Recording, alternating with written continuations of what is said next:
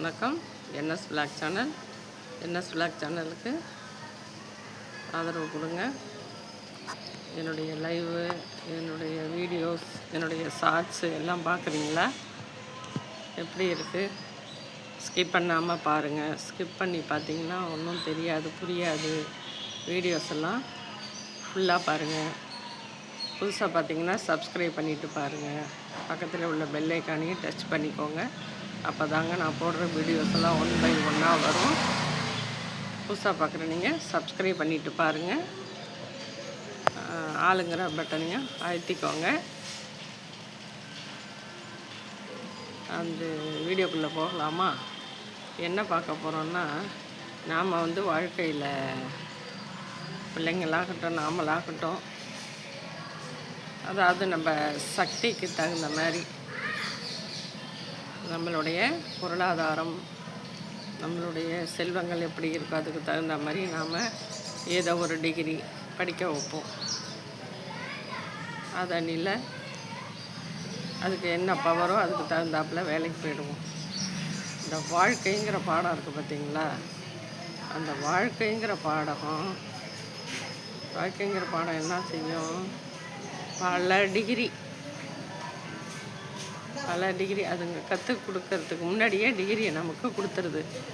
BSc, MSc, எம்ஃபில்டு, PhD, doctor, MS அப்படின்னு பல டிகிரியை கொடுத்துருதுங்க. அதிகமாக பேசுனா பட்டிம்பாங்க, அமைதியாக இருந்தால் கோழம்பாங்க, நியாயத்தை சொன்னால் எடுபடாது. வாயை மூடிக்கிட்டு இருந்தோன்னா ஏன்னா எதுவுமே பேச மாட்டேங்கிற அப்படின்னுவாங்க. இப்படியும் தப்பும்பாங்க, அப்படியும் தப்பும்பாங்க. ஒன்றெல்லாம் ஒரு ஆளுன்னு மதித்து வாங்கிட்ட சொல்கிறோம் பாரு, நீ எந்த ஒரு பதிலுமே சொல்ல மாட்டேங்கிற அப்படிம்பாங்க. நான் சொன்னால் தப்பாக போயிடுங்க, அதனால தான் சொல்லணும். பரவாயில்ல சொல்லு அப்படின்னுவாங்க. நாம் சொன்னதுக்கப்புறம் என்ன சொல்லுவாங்கன்னா, ஐயோ என்ன அப்படி சொல்லிட்டேன் பதில், நான் உங்ககிட்டேருந்து இந்த பதிலை எதிர்பார்க்கல அப்படின்னுவாங்க. இதுக்காக தான் நம்ம என்ன பண்ணுறது, வாயை திறக்காமல் அந்த இடத்துல கம்முன்னு உட்காந்துருக்கிறது. எப்படி சொன்னாலும் தப்பாக தான் போகும். ஏன்னா அவங்களுக்குள்ள ஒரு தாட்டு வச்சுருப்பாங்க. அந்த தாட்டு தான் மேலோங்கி நிற்கும். நாம் சொல்கிறது எடுப்படாது. சொன்னாலும் புரிஞ்சுக்காமங்க சக்தி கிடையாது. ஆனாலும் புலம்புவாங்க. அப்படி கிடையாது, இப்படி தாங்க, இது நீங்கள் அவசரப்பட்டுட்டீங்க அப்படின்னோம்னா, அது எப்படி அவசரப்பட்டேன்னு சொன்னீங்க? அப்படி இல்லாமல் எனக்கு ஒன்றும் தெரியாத போயிடுச்சு, ஒன்றும் தெரியாமலாம் நான் பேசிட்டேன் அப்படின்னுவாங்க. அவங்கள்ட்டெல்லாம் நியாயத்தை பேச முடியாது. ஆனாலும் புலம்பிக்கிட்டே இருப்பாங்க. என்னை பொறுத்தளவு என் மனசறிஞ்சு தெய்வத்தின் சாட்சியாக, இதில் வேற பல தெய்வத்தை கூப்பிடுவாங்க. வீரன் துணை, அம்மன் துணை, அம்மன் சாட்சியாக, வெள்ளிக்கிழமை எதுமா சொல்கிறேன், செவ்வாய்க்கிழமை எதுமா சொல்கிறேன், தரையில் கையை வச்சு தட்டி சொல்லுவாங்க. நான் ஒருபோதும் துரோகம் நினைக்க மாட்டேங்க. ஒருபோதும் நான் அப்படி பேசவே மாட்டேங்க. என் மனசாட்சி கேட்டு தாங்க நான் பேசுவேன். நான் அப்படி சொன்னேன்னு சொல்லிவிட்டு அவங்க சொல்கிறாங்க. நிச்சயமாக நான் அந்த மாதிரி சொல்லவே இல்லைங்க. எங்கே வேணாலும் மோதலிக்கிறேன் அப்படின்னுவாங்க. சரி விடுங்க, பார்த்துக்கலாம் அப்படின்னு சொன்னாலும் விட மாட்டாங்க. என்ன திரும்ப திரும்ப திரும்ப அதையே திருப்பி அதை பேசினதையே பேசிகிட்ருப்பாங்க. 1 நாள் 2 நாள் இல்லை, 10 நாள் 20 நாள் பேசிகிட்ருப்பாங்க. அவங்க சண்டைக்காரவங்க அதை மறந்தே கூட போயிருப்பாங்க. ஆனால் இவங்க அதையே பேசிகிட்ருப்பாங்க. அட விடுங்க, அவங்க வருவாங்க, ஒரு நாளைக்கு வருவாங்க, விடுங்க, அதை பேசாதீங்கன்னா கேட்க மாட்டாங்க. திரும்ப திரும்ப திரும்ப நீங்களும் தான் இருந்தீங்களே, நான் கேட்டது என்ன தப்பு? கேட்டது தான் தப்பு இல்லைங்க, நீங்கள் நியாயமாக தான் கேட்டீங்க, யதார்த்தமாக தான் கேட்டீங்க. ஆனால் அவங்களுக்கு அது தப்பாக பட்டு போச்சு. அவங்க எந்த மனநிலையில் இருந்தாங்களோ வருவாங்க, திருப்பி வருவாங்க, சாரி சொல்லுவாங்க, விட்டுடுங்க அப்படின்னா கேட்கவே மாட்டாங்க. திரும்ப திரும்ப திரும்ப நான் பேசுனது தவறா தவறா தவறான்னு திருப்பி திருப்பி கேட்பாங்க. அவங்களுக்கு எந்த வகையிலையும் திருப்திப்படுத்தவே முடியாது. அவங்க பேசுனது தான் பேசிக்கிட்டே தான் இருப்பாங்க. காலப்போக்கில் அவங்களாம் மாறினா தான் உண்டு. சில பேர் அந்த மாதிரி தான் இருக்காங்க. சில பேர் இல்லை, நிறைய பேர் இருக்காங்க. அவங்கெல்லாம் ஒரு வகையில் சுயநலமாக உள்ளவங்கன்னு தான் நினைக்கணும். நிறைய பேர் சுயநலமாக இருக்காங்க.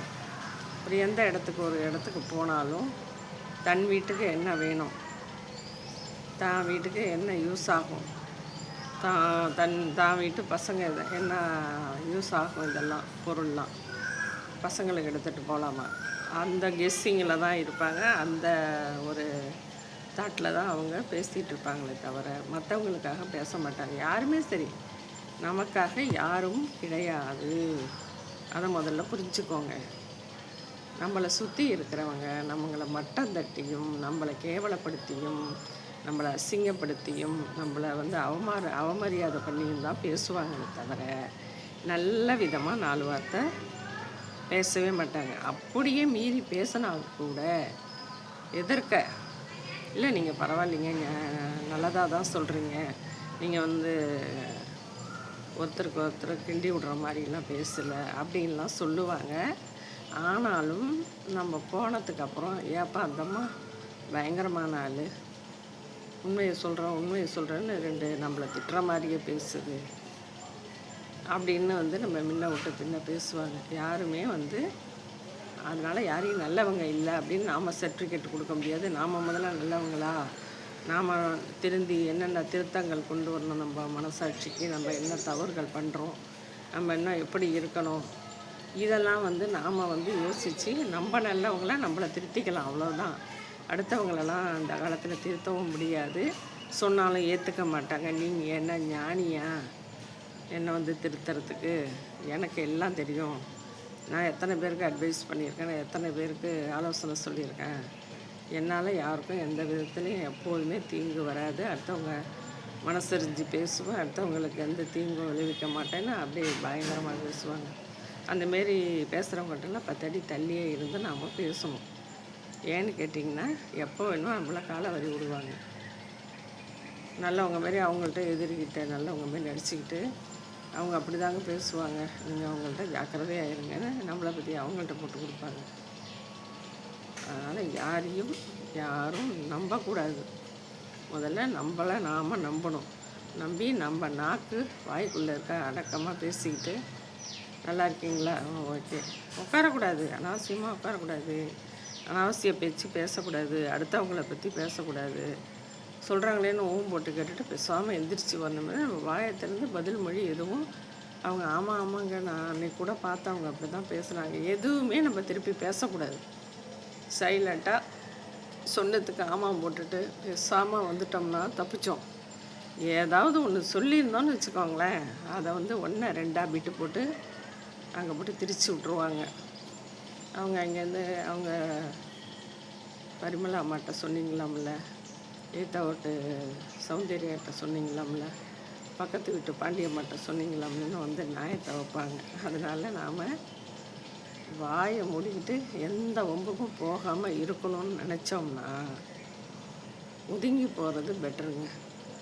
நியாயத்தை சொல்கிறேன், தர்மத்தை பேசுகிறேன், நல்லதை செய்கிறேன் அப்படின்னு முந்திரி கொட்டை மாதிரி போய் நின்று நாம் முத்தடிப்படுறத விட, மன உளைச்சல் ஆளாக்கிறத விட ஒதுங்கி நின்று அவங்களுக்கு எந்த விதத்தில் அட்வைஸ் சொல்லலாம் அப்படின்னு யோசித்து, எந்த நேரத்தில் சொல்லலாம் அப்படின்னு யோசித்து நம்மக்கிட்ட அவங்களே தானாக என்ன நீங்கள் படு கம்முன்னு இருந்துட்டிங்கன்னு அவங்களே கேட்பாங்க. ஆமாங்க, இந்த நேரத்தில் எது சொன்னாலும் தப்பாக தான் படும், உங்களுக்கும் அவசரத்தில் புரியாது, ஐடியா சொன்னால் அதை ஏற்றுக்கிற பக்குவம் இருக்கணும். படபடப்பில் அந்த நேரத்தில் எதுவுமே யோசிக்க முடியாது. அதனால தான் நிதானமாக சொல்லலான்னு இருந்தேன்ட்டு நல்ல விதமாக பேசணுன்னா அவங்களும் கொஞ்சம் புரிஞ்சுக்கிட்டு நீங்கள் சொல்கிறது உண்மைதாங்க அப்படின்னு சொல்லி புரிஞ்சுட்டு போவாங்க. அதுமாரி பக்குவமாக பேசணும், எடுத்து உண்மையை பேசணும்.